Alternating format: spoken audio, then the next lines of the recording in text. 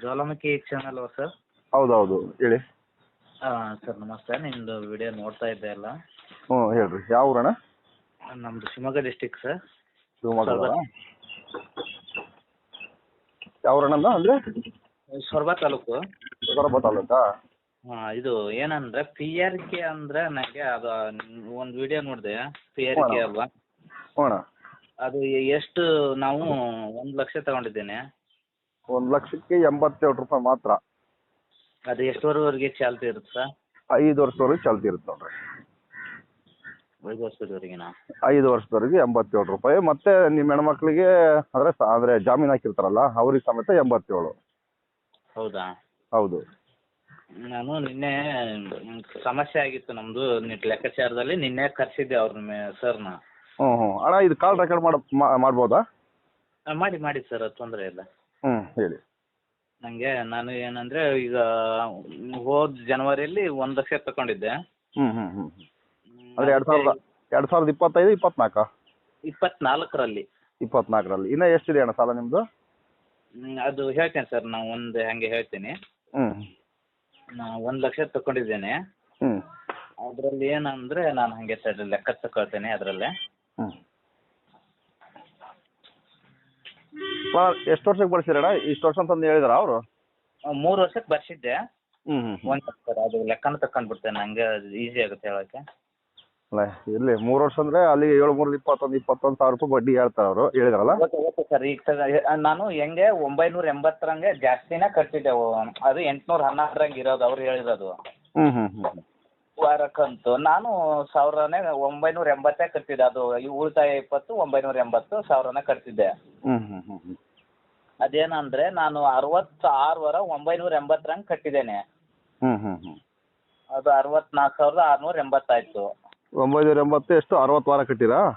66 ವಾರ. 60 ವಾರ 66. ಅಲ್ಲಿ 66 ವಾರ 64,680 ಕಟ್ಟಿದ್ದೀರಿ. ಓಕೆನಾ ಸರ್? ಅದು ಮತ್ತೆ ಇದು ಸ್ವಲ್ಪ ಕಡಿಮೆ ಕಟ್ಟಿದಾವು. 9 ವಾರ ಕಟ್ಟಿದ್ದೀನಿ. ಅದು ಟೋಟಲ್ ಅಮೌಂಟ್ 5,260. ಅದನ್ನ ಇದಕ್ಕೆ ಆ್ಯಡ್ ಮಾಡ್ಬೇಕಾ? ಆ್ಯಡ್ ಮಾಡಿ ಸರ್ ಅದಕ್ಕೆ. 5,280. ಅಲ್ಲಿಗೆ 69,000 ಚಿಲ್ಲರೆ ಆಯಿತು. 70,000ನೇ. 60 ರೂಪಾಯಿ ಕಡಿಮೆ 70,000ನೇ ಅದು. ಹೌದೌದು.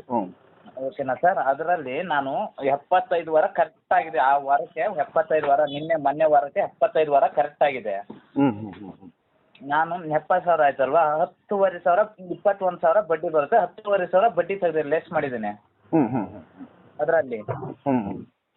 10,500 ಲೆಸ್ ಮಾಡಿದ್ರೆ 59,500 ಉಳೀತು. 1 ಲಕ್ಷದಲ್ಲಿ 59,500 ಮೈನಸ್ ಮಾಡಿದ್ರೆ 40,500 ಉಳಿಬೇಕು. ಹೌದು. ಇವಾಗ ಎಷ್ಟು ತೋರಿಸ್ತಿದ್ದಾರೆ ಅವರು?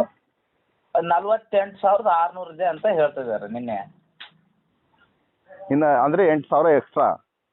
ಎಕ್ಸ್ಟ್ರಾ. ಅದು ನಾನು ಹೆಂಗೆ ಬಂತು ಅಂತ ನಿನ್ನೆ ಕರೆಸಿದ್ದೆ ಎಲ್ಲ. ಅವ್ರು ಏನು ಹೇಳಿದ್ರು, ಪಿ ಆರ್ ಕೆ ಅಮೌಂಟು 1 ವರ್ಷಕ್ಕೆ 2,830 ತಗೊಂಡಿದ್ದಾರೆ ಅವರು.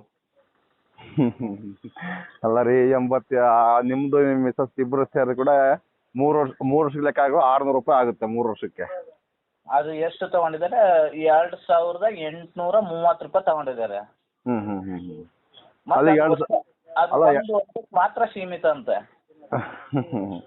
5 ವರ್ಷಕ್ಕೆ ನಾನು ಬಾಂಡ್ ಕೂಡ ಐತಲ್ಲ, ಅದೇ ಸಂಘದ್ದು, ಧರ್ಮಸ್ಥಳ ಸಂಘದ್ದೇ ಬಾಂಡ್ ಸಮೇತ ನಿಮಗೆ ಹಾಕಂದ್ರೆ ಹಾಕ್ತೀನಿ ನಾನು 5 ವರ್ಷ.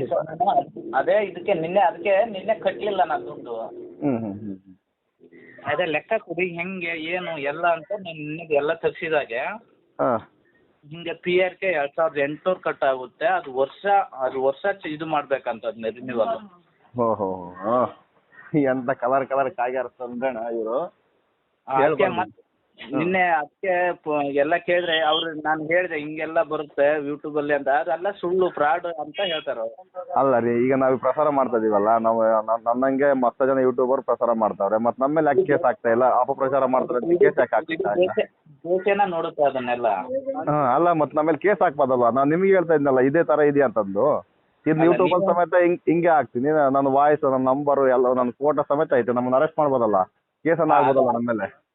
ಹೌದು ಸರ್. ನಿಮಗೆ ಯಾಕೆಲ್ಲ ಈ ರೀತಿ ಇದೆಲ್ಲ ಸರಿ ಇದ್ರೆ ನೀವು ಯಾಕೆ ಅಷ್ಟು ತಲೆ ಕೆಚ್ಕೊಳ್ತಿದ್ರು? ನೀವು ಯಾಕೆ ಹೇಳ್ತಿದ್ರಲ್ವಾ? ಅದೇ ಸರ್. ನಾನು ಅದಕ್ಕೆ ಅದು ನಿನ್ನೆ ಒಬ್ಬರಿಗೆ ಪಾಪ ಬೈದ್ಬಿಟ್ರು ಅವ್ರು ಮೇಡಮ್ಮು. ಅದು ಸರ್ ಅದು ವಿಡಿಯೋ ಮಾಡ್ಕೊಂಡಿರಾ ನೀವು ಬೈಯೋದು ಪೈಯೋದೆಲ್ಲ? ವಿಡಿಯೋ ಮಾಡಿದ್ದೇನೆ ಸರ್. 1.25 ತಾಸು ಅವ್ರು ಲೆಕ್ಕ ಮಾಡಿದಾರೆ. ಅವರು ಲೆಕ್ಕ ಕೊಡೋಕ್ಕೆ ಲಾಸ್ಟಲ್ಲಿ ಅದು ಇದು ಹೇಳ್ತಾ ಇದ್ರು. ಅಲ್ಲ ವಿಡಿಯೋ ಮಾಡ್ಕೊಂಡಿರಾ ಏನಾದರೂ? ವಿಡಿಯೋ ಮಾಡಿದ್ದೇನೆ ಸರ್. ಅದು 1:48 ನಿಮಿಷ, 1 ತಾಸು 48 ನಿಮಿಷ.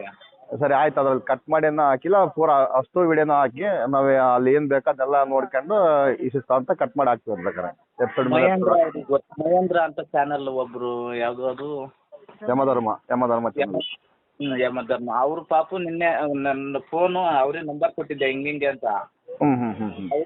ಅವ್ರ ಫೋನ್ ಮೇಡಮ್ ಫೋನ್ ಮಾಡಿಬಿಟ್ಟು ಹೆಂಗ್ ಬೇಕು ಸೂಳೆ ಮಗನೇ ಹಂಗೆ ಹಿಂಗೆ ಕೆಟ್ಟದಾಗೆಲ್ಲ ಮಾತಾಡಿದ್ರು. ಅಲ್ಲ ರೀ, ಅವ್ರು ಬರ್ತಿರೋದು ಭಿಕ್ಷೆ ಬೇಡಕ್ಕೆ. ಲೆಕ್ಕ ಕೊಡಿ ಸ್ವಾಮಿ ನಾವು ನೀವು ಅಲ್ಲ ರೀ, ನೀವು ಇಲ್ಲಿವರೆಗೆ ಹೇಳ್ತಾ ಇದ್ರಲ್ಲ, ನೀವು ಕಟ್ಟಲ್ಲ ಅಂತ ಏನು ಹೇಳ್ತಾ ಇದ್ದೀರಾ? ನಮ್ಗೆ ಲೆಕ್ಕ ಕೊಡಿ ಅಂತ ಕೇಳ್ತಿದ್ದೀರಿ. ಲೆಕ್ಕ ಕೊಡಕ್ಕೆ ಏನ್ರಿ ಅವ್ರ ದಾಡಿ? ಅದೇ ಲೆಕ್ಕ ನಿನ್ನೆ ಕೇಳಿದಾಗ ಅದು ಪಿ ಆರ್ ಕೆದು ಅಷ್ಟು ಇಷ್ಟು ಅದನ್ನ ಹೇಳಿದ್ರೆ ಅದಕ್ಕೆ ನಾನು ಕಟ್ಟೋದಿಲ್ಲ, ಸರಿಯಾಗಿ ಲೆಕ್ಕ ಕೊಡಿ ಅಂತ ಹೇಳಿದ್ರೆ ಬೇರೆ ಸೋಮವಾರ ಬರ್ತೇವೆ ಅಂತ ಬೇರೆ ಇನ್ನೊಬ್ರು ಕರ್ಕೊ ಬರ್ತೇವೆ ಅಂತ ಇಬ್ಬರು ಜೆಂಟ್ಸು ಅವ್ರು ಇನ್ನಿಬ್ಬರು ಮೇಡಮ್ ಅವರು ಬಂದಿದ್ರು. ಎಸ್ ಪಿ ಅವರು ಇನ್ನೊಬ್ರು ಮೇಡಮ್ ಮತ್ತೆ ಬೇರೆ ಜೆಂಟ್ಸ್ ಅವರು ಮ್ಯಾನೇಜರ್ ಅನ್ಕೊಂಡು ಬಂದಿದ್ರು.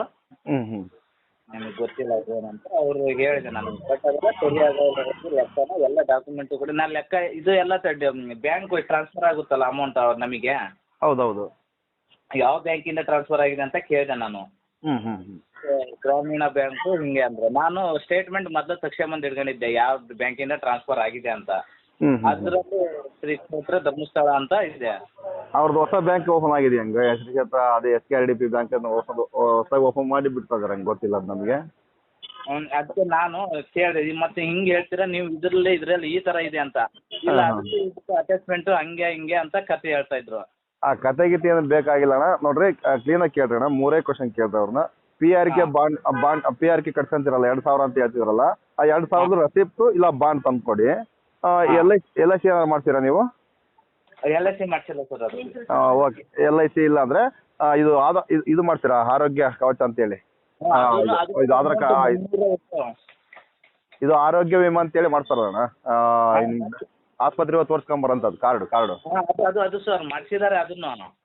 ಅದೆಲ್ಲಿ ಕ್ಲೈಮ್ ಆಗ್ತಾ ಇಲ್ಲ. ಅದು ಕೂಡ ಕೇಳಿ ಅದನ್ನ. ನಾನು ಅದನ್ನು ಹೇಳಿದೆ ಸರ್. ಇದು ಕಾರ್ಡು ಇದು ಮಾಡಿಸ್ಕೊಂಡ್ರೆ ಎಲ್ಲಿ ಕ್ಲೈಮ್ ಆಗ್ತಾ ಇಲ್ಲ ಅಂತ ಹೇಳಿದೆ. ಅದು ಎಲ್ಲಿ ಕ್ಲೈಮ್ ಆಗಲ್ಲ, ನಾವು ಹೇಳೋ ಹಾಸ್ಪಿಟ್ಲಿಗೆ ಮಾತ್ರ ಕ್ಲೈಮ್ ಆಗುತ್ತೆ. ನೀವು ಹೇಳೋ ಹಾಸ್ಪಿಟ್ಲಿಗೆ ಕ್ಲೈಮ್ ಆಗೋದಾದ್ರೆ ನನಗೇನಕ್ಕೆ ಇದು ಅಂತ ಇದೆ. ಮತ್ತೆ ಅದು ಕಟ್ಟೋಲ್ಲ ಇದಕ್ಕೆ ಏನು ಅದು ಆರೋಗ್ಯ ಇದು ಕಾರ್ಡಿಗೆ ಅದಕ್ಕೂ ಬಡ್ಡಿ ಹಾಕ್ತಾರಂತೆ. ಹೌದಣ್ಣ, ಅದಕ್ಕೆ ಕೇಳ್ತಿರೋದು. ಅದು ಯಾವ್ದು ಕಾರ್ಡ್ ಮಾಡ್ಸಕ್ ಹೋಗಬೇಡಿ, ಅಕಸ್ಮಾತ್ ಇದ್ರೆ ಕ್ಯಾನ್ಸಲ್ ಮಾಡಿ ಅದನ್ನ ಕೂಡ ಸಾಲ ವಜಾ ಮಾಡಿ ಅಂತೇಳಿ. ಇನ್ನೊಂದು ಬ್ಯಾಂಕಿಂಗ್ ಸ್ಟೇಟ್ಮೆಂಟ್ ಕೇಳಿ.